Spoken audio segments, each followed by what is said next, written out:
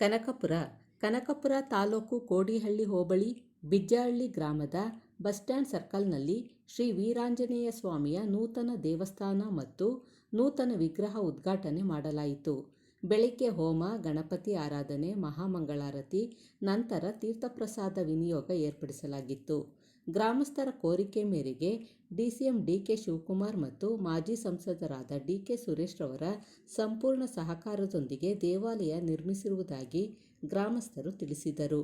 ಈ ಸಂದರ್ಭದಲ್ಲಿ ಬಿಪಿ ವೃಷಭೇಂದ್ರ, ನಾಗರಾಜು, ಬಾಲು ನಾಯಕ್, ಮುದ್ದೇಗೌಡ, ಮುತ್ತುರಾಜುಬಾಯಿ, ವೆಂಕಟೇಶ್, ಅಧ್ಯಕ್ಷರಾದ ಪಾಂಡುರಂಗ, ಚಿಕ್ಕತಾಯಮ್ಮ, ಕೆಂಪಲಿಂಗೇಗೌಡ, ರಾಜು ನಾಯಕ್, ರೇಣುಕಯ್ಯ, ಮಧು, ಲೋಕೇಶ್ ಬಾಯ್, ಸದಾನಂದಮೂರ್ತಿ ಮತ್ತು ಗ್ರಾಮಸ್ಥರು ಪೂಜಾ ಕಾರ್ಯಕ್ರಮಗಳಲ್ಲಿ ಭಾಗವಹಿಸಿದ್ದರು.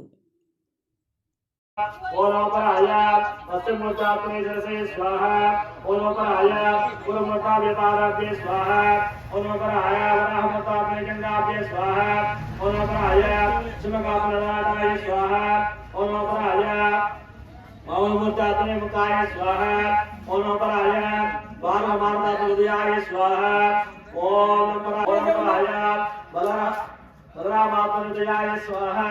ओम नमः कृष्णात्मनिर्दयाय स्वाहा। ओम नमः बुद्ध्यात्मने मुख्याय स्वाहा। ओम नमः कल्पद्राव्यजानके स्वाहा। अतः शक्तिन्यासः। ओम नमः नक्षात्मने अलादाय स्वाहा। ओम नमः सरस्वतात्मने मुखाय स्वाहा। ओम नमः रत्नाभ्य मुख्याय स्वाहा। ओम नमः चित्रज्ञात्मने कर्णाय स्वाहा।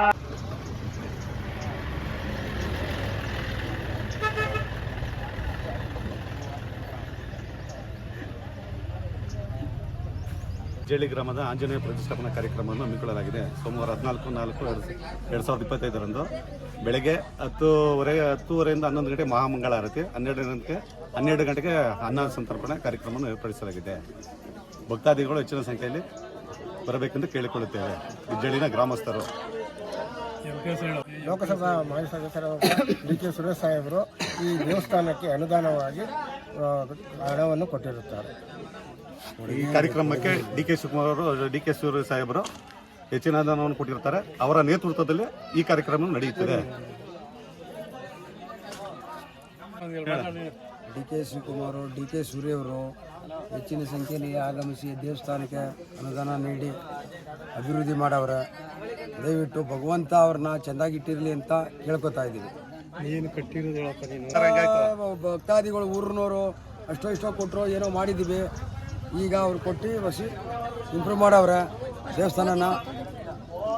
ಒಂದು ಕೋಟಿ ಸೊತ್ತೋಗಿತ್ತು, ಅದನ್ನು ಇಲ್ಲಿ ಹಾಕಿ ತಿರ್ಗಾ ಭಗವಂತನ ನೆಲೆಗೊಳಿಸ್ಬೇಕು ಅಂದ್ಬಿಟ್ಟು ನೆಲೆಗೊಳಿಸಿದ್ದೀವಿ. ಊರಿನವರೆಲ್ಲ ಸಹಕಾರ ಕೊಟ್ಟು ಇಷ್ಟು ನಡೆಸವ್ರೆ. ಊರಿನವ್ರಿಗೆಲ್ಲ ಧನ್ಯವಾದಗಳು. ಆಂಜನೇಯ ಪ್ರತಿಷ್ಠಾನ ಮಾಡ್ತಾ ಇದ್ದಾರೆ. MP ಸಾಹೇಬರು ಮತ್ತು ಶಿವಕುಮಾರ್ ಸಾಹೇಬರು ಧನ ಸಹಾಯ ಮಾಡಿ ಊರಿನ ಮುಖಂಡರು ಭಕ್ತಾದಿಗಳಿಂದ ಸೇರಿ ಅನ್ನ ಸಂತರ್ಪಣೆ ಪೂಜೆ ಕಾರ್ಯಕ್ರಮ ಇಟ್ಕೊಂಡಿದ್ದೀವಿ.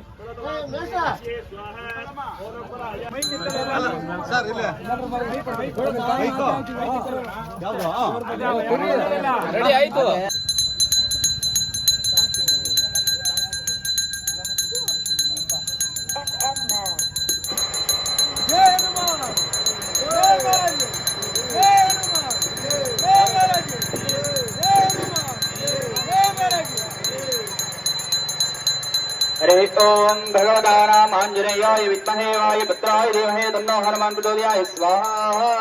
आंजनेयाय विद्महे वायुपुत्राय धीमहि तन्नो हनुमान् प्रचोदयात् स्वाहा। आंजनेयाय विद्महे वायुपुत्राय धीमहि तन्नो हनुमान् प्रचोदयात् स्वाहा। आंजनेयाय विद्महे वायुपुत्राय धीमहि तन्नो हनुमान् प्रचोदयात् स्वाहा। मनोजवं मारुतम् श्रावयामि स्वाहा। आंजनेयाय विद्महे वायुपुत्राय धीमहि तन्नो हनुमान् प्रचोदयात् स्वाहा। आंजनेयाय विद्महे वायुपुत्राय आंजनेयाय विद्महे प्रचोदयात् स्वाहा। आंजनेयाय तुल्यमेकं यष्कं मातात्मजं वानरेणो पृथ्वीरामदूतं श्रीरामाय स्वाहा आञ्जनेयाय विद्महे वायुपुत्राय धीमहि तन्नो हनुमान् प्रचोदयाय स्वाहा आलायदाय धीमहि तन्नो लक्ष्मण प्रचोदयाय स्वाहा जनकात्मजाते रामप्रियारनो सीता प्रचोदयाय स्वाहा सीतादेवी नमः जनकात्मजाते रामप्रियारनो सीता प्रचोदयाय स्वाहा जनकात्मजाय विद्महे रामप्रियाय धीमहि तन्नो सीता प्रचोदयाय स्वाहा ಒಂದು ಸಂದರ್ಭದಲ್ಲಿ ಬಂದು ಭಾಗವಹಿಸಿದಾಗ ಆ ಒಂದು ಪೂರ್ಣ ಫಲ ಎಲ್ಲರಿಗೂ ಸಿಗುತ್ತೆ. ಎಲ್ಲರೂ ಬನ್ನಿ, ನಿಮ್ಮ ಕೈಲಾದಂತಹ ಚಿಲ್ಲರೆ ನಾಣ್ಯವನ್ನ, ಚಿಲ್ಲರೆ ಕಾಸು 1 ರೂಪಾಯಿ 2 ರೂಪಾಯಿ ಅವಿಸನ್ನ ಪ್ರತ್ಯಕ್ಷವಾಗಿ ಸ್ವೀಕರಣೆಯನ್ನು ಮಾಡ್ತಕ್ಕಂಥವನು ಯಜ್ಞೇಶ್ವರ. ಹಾಗಾಗಿ ಆ ಯಜ್ಞೇಶ್ವರನಲ್ಲಿ ಒಂದು ಪೂರ್ಣಾವಧಿ ದ್ರವ್ಯವನ್ನ ಅರ್ಪಣೆಯನ್ನು ಮಾಡ್ತಾ ಇದ್ದೀವಿ. ಎಲ್ಲರೂ ಕೂಡ ಬಂದು ಭಾಗವಹಿಸಬೇಕಾಗಿ ಪ್ರಾರ್ಥನೆ.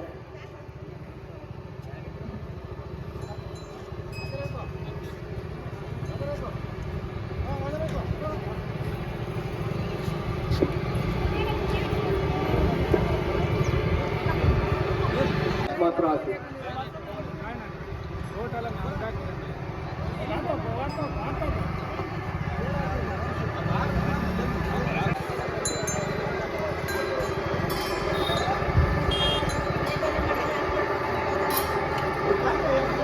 ಈಗ ಬರೀ ಮುಂದಕ್ಕೆ ತಲೆಗೊಂದು ಪೇಟ ಪ್ರಧಾನ ಅರ್ಚಕರು ಪಾಂಡ್ರಂಗ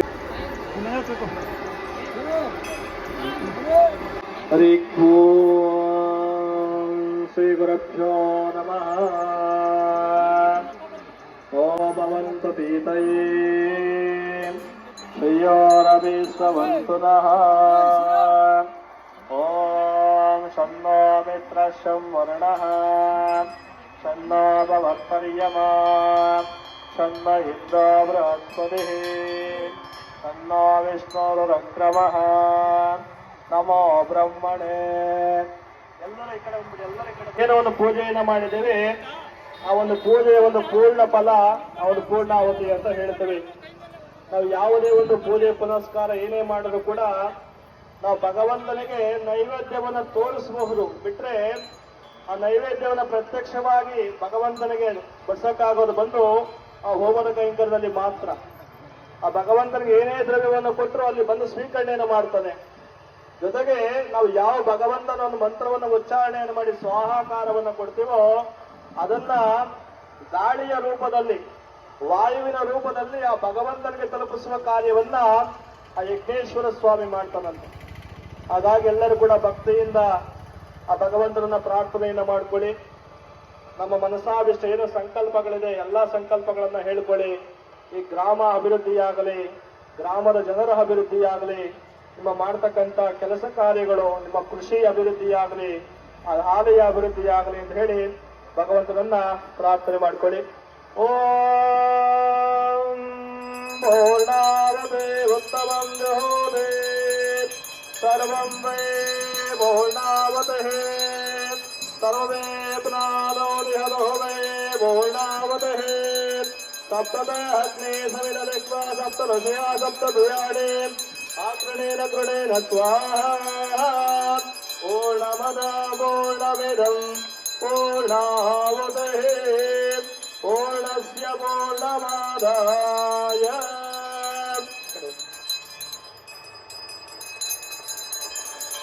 ಓಂ ಇತ್ಯಗ್ರೇ ಹರೇ ನಮ ಇತಿ ಭಸ್ಯ ನಾರಾಯಣಾಯ ನಿಬಂಧಾಕ್ಷರಾಣಿ ಏತದ್ವೈ ನಾರಾಯಣ ಸಹಸ್ರಾಕ್ಷರಂ ವದ ಯೋ ವೈ ನಾರಾಯಣ ಸಹಸ್ರಾಕ್ಷರಂ ವದ ಮದ್ವೇದೆ ಅನಪುರಿ.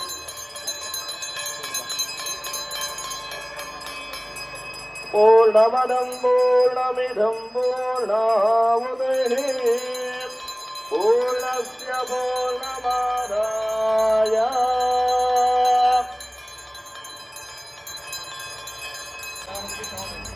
ಎಲ್ಲರೂ ದ್ರವ್ಯ ಕೈಲಿಟ್ಕೊಳ್ಳಿ, ಎಲ್ಲರೂ ದ್ರವ್ಯವನ್ನು ಕೈಗಿಟ್ಕೊಳ್ಳಿ. ಎಲ್ಲರೂ ಕೂಡ ಪೂರ್ಣ ದ್ರವ್ಯವನ್ನ ಕೈಗಿಟ್ಕೊಳ್ಳಿ.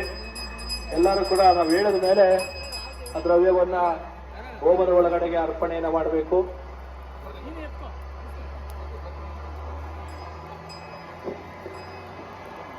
ಸಂಕಲ್ಪವನ್ನ ನಿಮ್ಮ ಹೆಸರುಗಳನ್ನು, ನಿಮ್ಮ ಮನೆಯ ಕುಟುಂಬದವರ ಹೆಸರುಗಳನ್ನು ಹೇಳ್ಕೊಳ್ಳಿ. ನಿಮ್ಮ ಮನಸ್ಸಲ್ಲಿ ಏನು ಸಂಕಲ್ಪವಿದೆಯೋ ಆ ಸಂಕಲ್ಪವನ್ನು ಹೇಳ್ಕೊಳ್ಳಿ.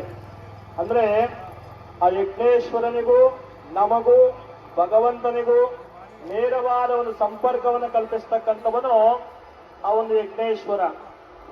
ಈಗ ನಾನು ಇಲ್ಲಿ ಬರಬೇಕಂದ್ರೆ ನನಗೆ ಅಡ್ರೆಸ್ ಕರೆಕ್ಟಾಗಿ ತಿಳಿದಿದ್ರೆ ಮಾತ್ರ ಇಲ್ಲಿ ಬರಕ್ಕೆ ಸಾಧ್ಯ, ಅಥವಾ ಒಂದು ಲೊಕೇಶನ್ ಬೇಕು, ಅಥವಾ ಯಾರನ್ನಾದ್ರೂ ಕೇಳ್ಕೊಂಡಾದ್ರೂ ಬರಬೇಕು.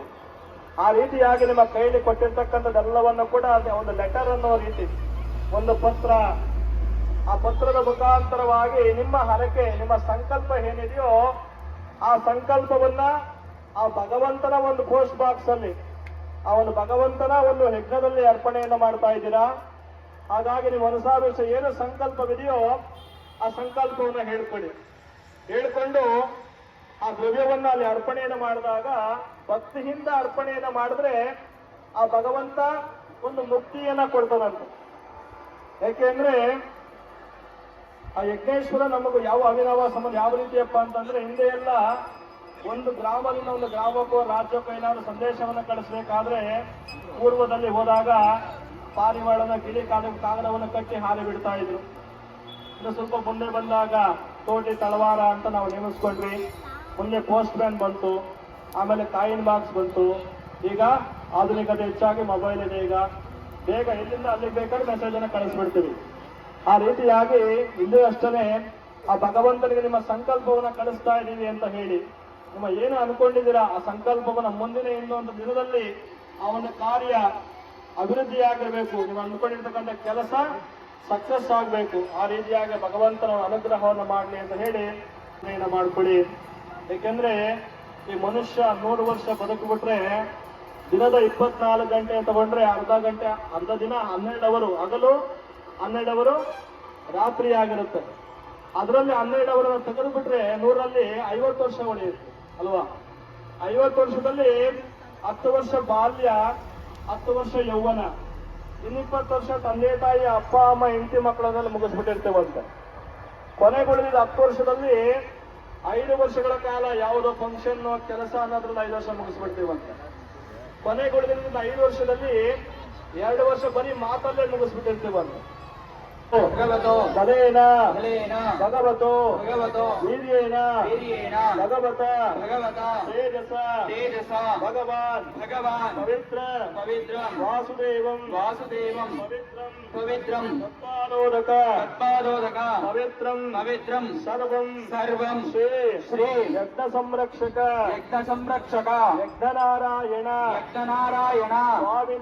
ಸ್ವಾಮಿನಃ ಪಾದ ಅರ್ಪಣ ವಸ್ತು ಮಹಿಮೇದ ಮಹಿಪ್ರಜಾ ಮಯಜ್ಞಿ ತೇಜೋ ದದಾತು ಮಹಿಮೇದ ಮಹಿಪ್ರಜಾ ಮಹೀಂದ್ರ ಇಂದ್ರಿಯ ದದಾತು ಮಹಿಮೇದ ಮಹಿಪ್ರಜಾ ಸೂರ್ಯೋ ರಾಜೋ ದದಾತು ಓಂ ಸ್ವಸ್ತಿ ಶ್ರದ್ಧಾ ಮೇಧ ಯಶಃ ಪ್ರಾಜ್ಞಾ ವಿದ್ಯಾ ಬುದ್ಧಿ ಶ್ರಿಯಂ ಬಲಂ ಆಯುಷ್ಯಂ ತೇಜಂ ಆರೋಗ್ಯಂ ದೇಹಿ ಮೇ ಅವ್ಯವಾಹನ ಶ್ರಿಯಂ ದೇಹಿ ಮೇ ಅವ್ಯವಾಹನ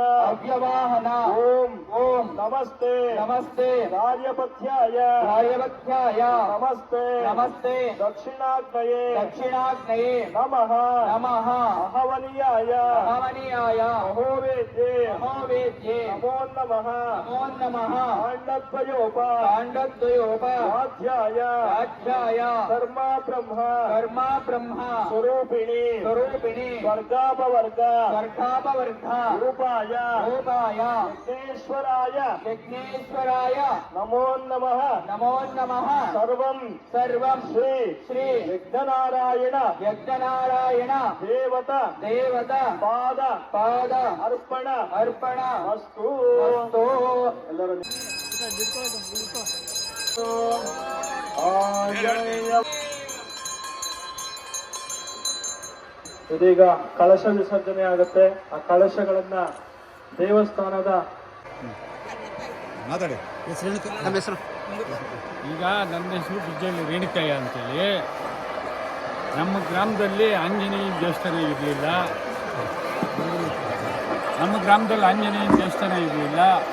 ಯಾವುದೋ ಒಂದು ಆಂಜನೇಯ ಊರಿನಲ್ಲಿ ಸಾಯಿಲಾಗಿ ಆ ಆಂಜನೇಯನ ತಗೊಂಬಂದು ಬಸ್ ಸ್ಟ್ಯಾಂಡಲ್ಲಿ ಬಾಲು ನಾಯ್ಕ ಅನ್ನೋರು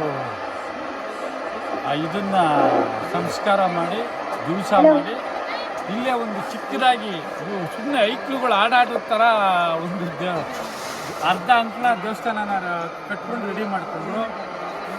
ರೆಡಿ ಮಾಡ್ಕೊಂಡ್ಮೇಲೆ ಅದನ್ನೇ ತಿರ್ಗಾ ಮುಂದುವರಿಸ್ಬೇಕು ಅಂತೇಳಿ ಮೊನ್ನೆ ಸುರೇಶ್ ಸಾಹೇಬರು ಗಟ್ಟಿಗುಂದ ಮತ್ತು ಬೊಮ್ಮಸಂದ್ರ ಗ್ರಾಮಕ್ಕೆ ಬಂದಿದ್ದಾಗ ಇಲ್ಲಿ ಗ್ರಾಮಸ್ಥರುಗಳೆಲ್ಲ ಅಡ್ಡಗಟ್ಟಿಕೊಂಡು ಈ ದೇವಸ್ಥಾನ ಅಭಿವೃದ್ಧಿ ಆಗಬೇಕು ಅಂತೇಳಿ ಕೇಳಿಕೊಂಡ್ರು.